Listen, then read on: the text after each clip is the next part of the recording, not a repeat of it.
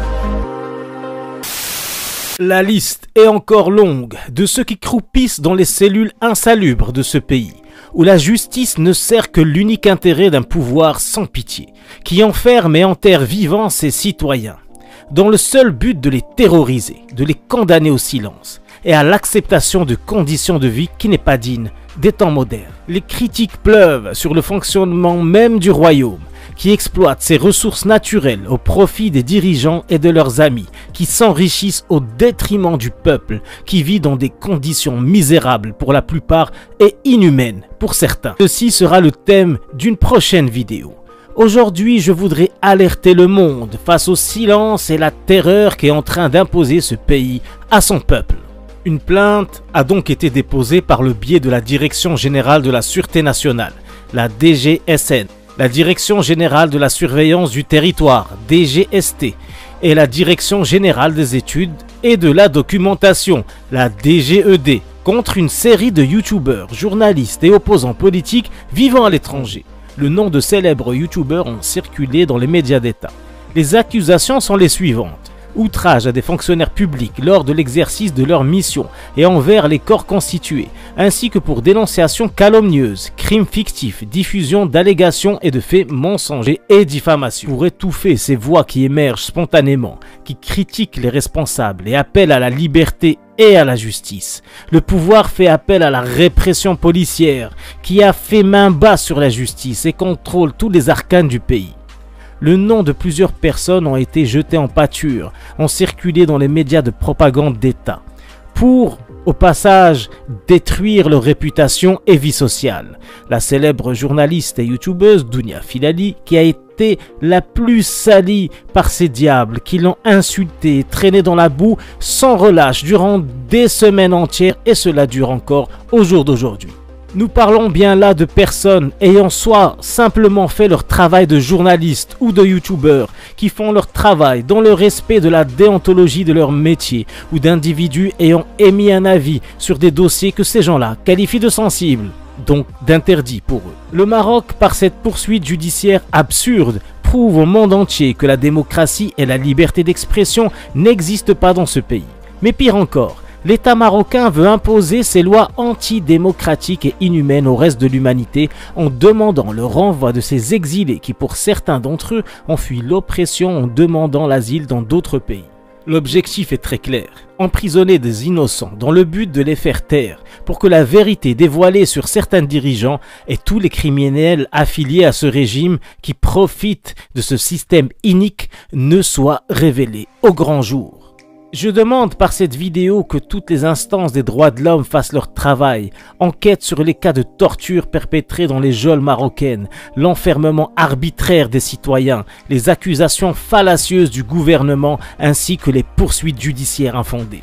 Je souhaite aussi que les médias du monde entier parlent de ces sujets-là avant qu'il ne soit trop tard. Une population est en danger. Des youtubeurs, des journalistes sont actuellement recherchés à travers le monde par un État qui veut les faire taire au-delà de ses frontières. Encore une fois, ce pays veut imposer ses lois dictatoriales au-delà de ses frontières et personne n'en parle. Les médias internationaux doivent intervenir et médiatiser ce massacre en cours. Le patron d'Interpol au Maroc a promis qu'il ferait le nécessaire pour faire rapatrier ces esprits libres, les faire revenir de force.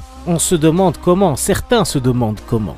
Mais ces gens-là ne sont pas à une fausse accusation près. Il leur suffit de coller l'étiquette de terroriste aux personnes concernées pour déclencher un avis de recherche international contre ces innocents.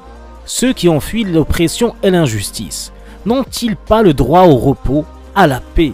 Gouvernement du monde entier, journalistes de toute la planète, si vous gardez le silence sur cette situation, vous serez complice de ce génocide perpétré à l'encontre des citoyens libres, qui prennent le risque de simplement dire la vérité et de prendre position pour défendre les opprimés. En plus de cette injustice crasse, les médias subventionnés par ce gouvernement placent des caméras dans des hôtels pour filmer certains hommes influents dans leur intimité dans le but de les faire chanter ou de diffuser leur image pour les décrédibiliser.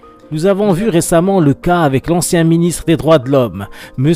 Mohamed Ziane, qui a été humilié en public et filmé nu à son insu, en compagnie d'une de ses clientes, Wahiba, qui elle-même fut victime d'un lynchage médiatique et judiciaire et dut fuir le pays. La diffusion de cette vidéo fut nationale et partagée dans le premier site d'information marocain, reconnu par tous comme étant le média d'État par excellence. L'ancien champion du monde de kickboxing, Zakaria Moumni, s'est plaint de faits similaires, mais aussi de torture et fut enfermé 2 ans. Il poursuit actuellement plusieurs hauts responsables marocains auprès d'avocats internationaux. Les exemples sont nombreux et une seule vidéo ne serait pas suffisante pour tous les nommer. Seule la presse et les youtubeurs serviles au service de la pensée unique du gouvernement sont permis. Et ils sont lâchés comme des loups voraces quand un opposant, un dissident, un journaliste ou un simple citoyen s'exprime sur le malaise qu'il vit au sein de ce pays ou quand il nomme les responsables des injustices que vivent des millions de personnes au quotidien. Youtubeurs du monde entier, influenceurs, journalistes ou simples citoyens, relayez cette information. Intéressez-vous à ce qui se passe actuellement au Maroc concernant le déni des libertés individuelles et de la liberté d'expression. Nous avons besoin d'un soutien international, mondial, pour faire évoluer les choses et faire condamner les responsables de ces injustices inhumaines, de ces crimes contre l'humanité. Plus il y aura de vidéos et d'articles en langue étrangère, plus le peuple marocain aura un espoir que la situation puisse évoluer un jour, car seuls, dans la pénombre, nous serons à la merci de nos tortionnaires. Je finirai cette vidéo en lançant un hashtag non à la dictature, en espérant qu'il sera partagé par ceux qui subissent l'injustice dans leur pays et par ceux qui compatissent à l'enfer de ceux qui la vivent. Merci les amis d'avoir suivi cette vidéo. N'hésitez pas à la liker, à laisser en commentaire votre avis sur ce problème très grave que vivent des millions de Marocains actuellement. Et surtout à la partager pour que le message parvienne au plus grand nombre. Et je vous dis à très bientôt sur Ni Hao TV.